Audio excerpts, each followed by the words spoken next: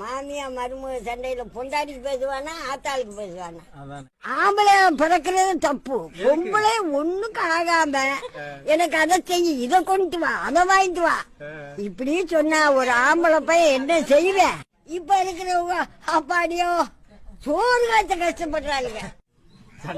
உங்க ஆத்தா வந்து உட்காந்துக்கிட்டா, உங்க அப்பா நான் அக்கா தங்கச்சி வந்து உட்காந்துக்கிட்டா, அவளுக்கு நான் பொங்கி பொறிச்சு போட்டுக்கிட்டு இருக்கேன். நான் என்ன உன் வீட்டு வேலைக்காரியா?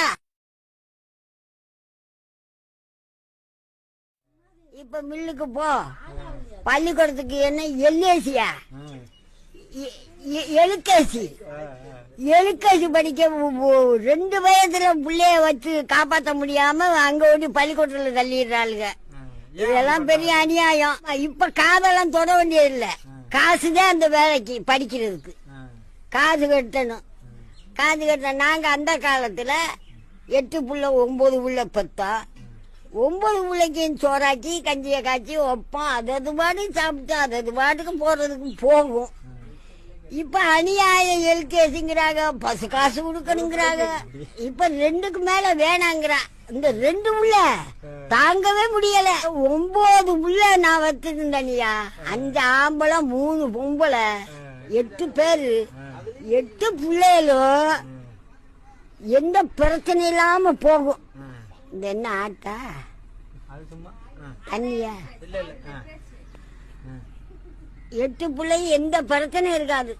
அதுக வாடி சாப்பிடுங்க. அதுகளா நாங்க சின்ன பிள்ளைகளுக்கு குளிப்பாட்டுவோம், துவைப்போம். கம்மா பெருகினதுனால அதுக வாடி கம்மாயில போய் நீச்சல் அடிச்சு குளிச்சுட்டு வரும்.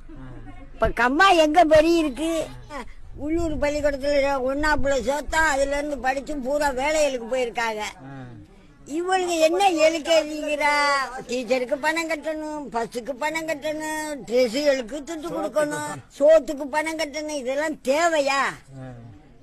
அநியாயமா இருக்கு. காசுக்கு ரொம்ப வரச்சு. அவங்கெல்லாம் முன்னேற முடியாது. நாங்கெல்லாம் 8 பிள்ளை பத்தேன்னா சிங்கங்க கணக்கா வளர்த்தேன்.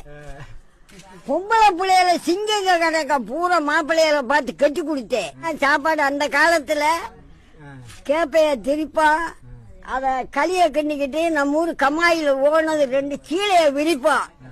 கெண்டை எண்ணெய், குறவை எண்ணெய், கீரைன்னு விழுகும். வந்து அந்த மீன் குழம்ப வச்சு அந்த களிய திண்டா அந்த வகையெல்லாம் போய் நிறையுமே. கம்ம கஞ்சிய கரைச்சிக்கிட்டு குடிச்சா அப்படி குழு குழுன்னு இருக்கும். இப்ப என்ன நெஞ்சு வலி வருது, வயிற்று வலி வருது, அப்பப்பா இடுப்பு வலி.